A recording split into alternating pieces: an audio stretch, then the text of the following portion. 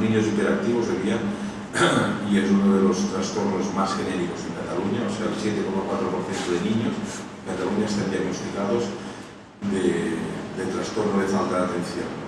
Y se les da metilfenidato, que es un estimulante neurológico.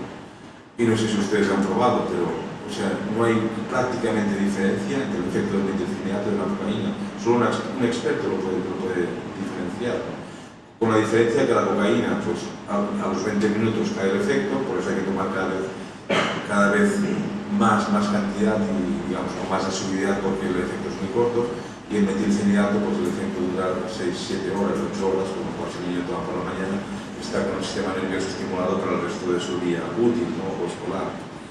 Entonces, digamos, fuera de estas sustancias, que simplemente son neuroestimulantes o neurodepresores, o sea, los opiáceos, todas las demás drogas, que son las que tomamos en juventud, tienen un efecto que es muy paralelo al efecto, digamos, a un proceso iniciático. O sea que, por un lado, pues se da un alejamiento de las tensiones cotidianas, ustedes toman éxtasis, por ejemplo, que es de las drogas más consumidas ahora, ¿no? O también incluso marihuana, o alcohol también.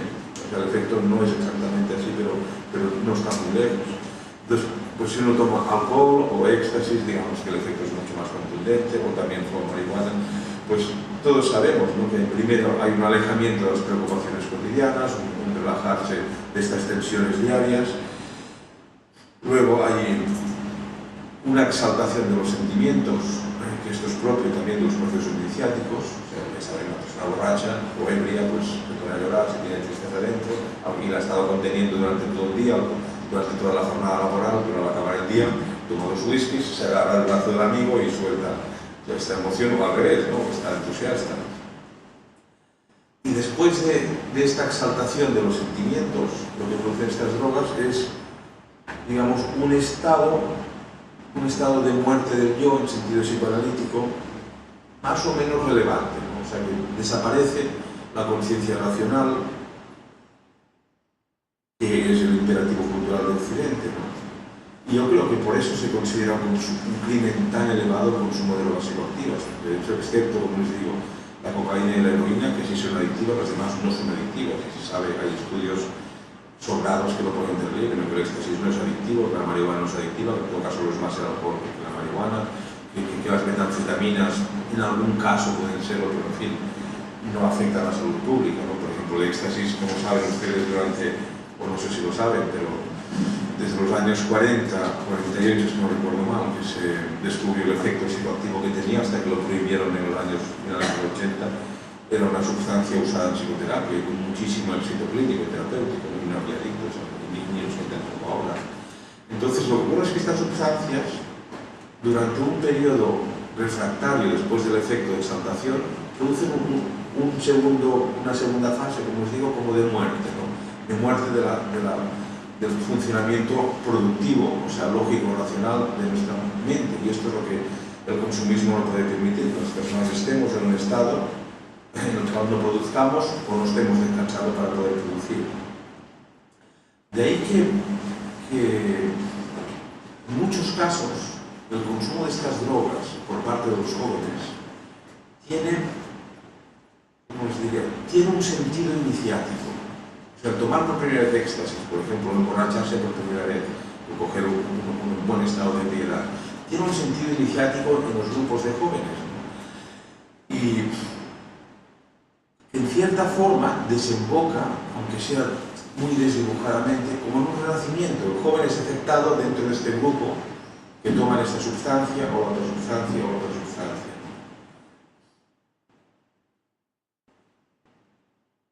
Bien, como no queda mucho tiempo, ¿a qué hora hay que salir de aquí? 9:25 hay que salir corriendo. En 5 minutos desformamos la sala.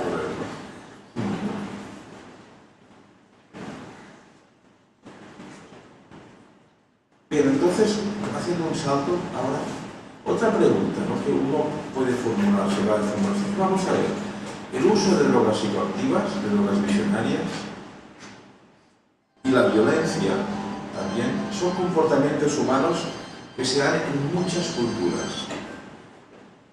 pero la mayor parte de ellas no son ni motivo de desviación social ni motivo de conflicto. O sea, la violencia se acepta y el uso de sustancias psicoactivas también. Entonces, ¿cuáles son las condiciones diferenciales entre estas culturas y nosotros?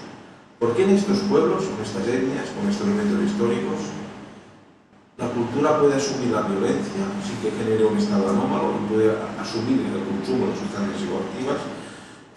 Y hay modelos africanos, hay modelos asiáticos, hay modelos de la América indígena, para llenar libros, ¿no? En cambio, entre nosotros en el occidente contemporáneo, estas conductas son consideradas asociales, generan conflictos, etc., ¿no? O sea, ¿dónde está la diferencia? Es algo que me lo planteo con frecuencia, ¿no? Algo tan simple como esto, digamos. He estado años viviendo en la Amazonía, estudiando y conviviendo con un grupo indígena de la alta Amazonía ecuatoriana que se conocen como Shuars. Entre nosotros nos llamamos los jíbaros, ¿no?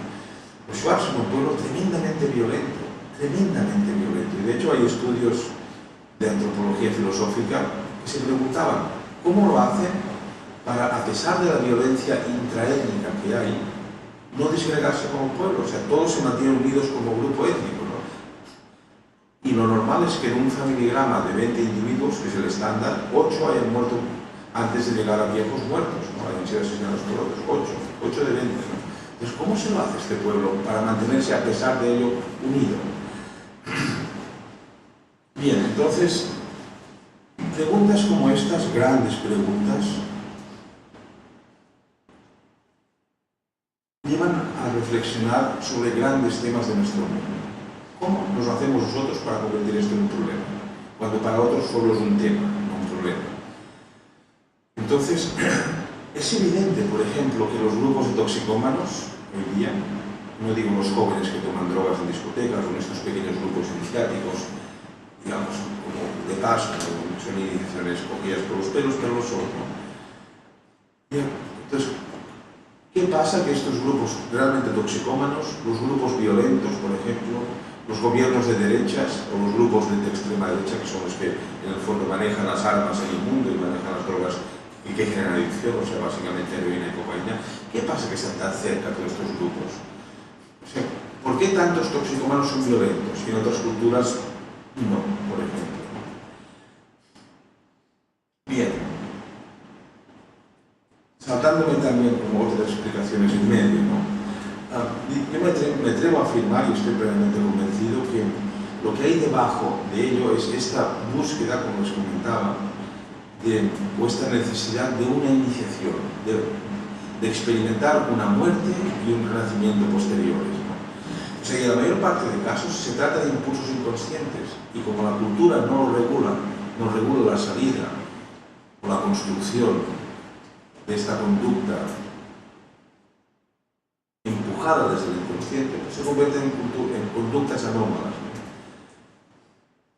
Y por otro lado, porque estamos en un momento histórico que es muy desfavorable a las iniciaciones. Muy desfavorable. O sea, digamos, la iniciación tiene que ver con el desarrollo interno del ser humano.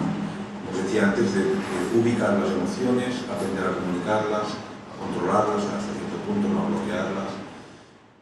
Entonces, en nuestro mundo contemporáneo, la iniciación y el desarrollo de los potenciales humanos que no sean inmediatamente productivos, o sea, no son apoyados ni por el Estado, ni por la industria, ni por el patrón de consumo. O sea, estos ámbitos tan importantes para la vida humana, que es el desarrollo interno del ser humano, digamos, y la iniciación, digamos, se dejan para que sean realizados en el ámbito más personal de cada individuo, ¿no? En su tiempo más individual. Y más bien el patrón consumista desanima y empuja para que las personas no dediquen ni tiempo ni recursos a este desarrollo de sus potenciales internos. Y esto coincide con el rechazo actual que hay en la muerte, por ejemplo. O sea, es obvio que la ignorancia que hay hoy día sobre los procesos de morir tiene que ver con el patrón consumista dominante.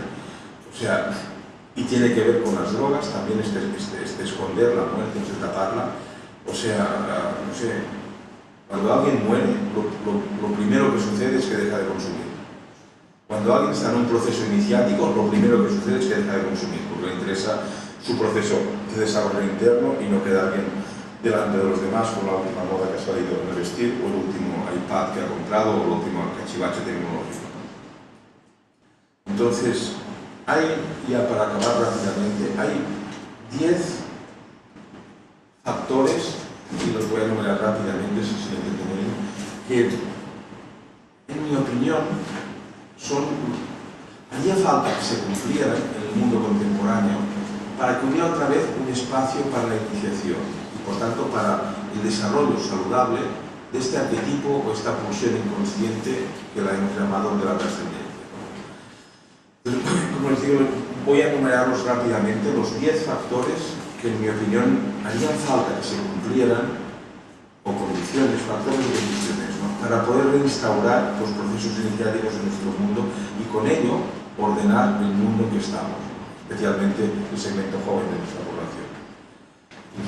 La primera condición sería que existieran instituciones y personas, maestros, digamos, personas ancianas, formadas durante prolongados periodos de tiempo para llevar estas iniciaciones. O sea, hoy día no hay personas ni hay lugares que permitan desarrollar estas iniciaciones. Por eso los jóvenes crean pues, estos ritos de paso que llamamos de antropología, ritos de calle, que son ritos anómalos, bueno, pues para dar una salida espontánea a este impulso, ¿no?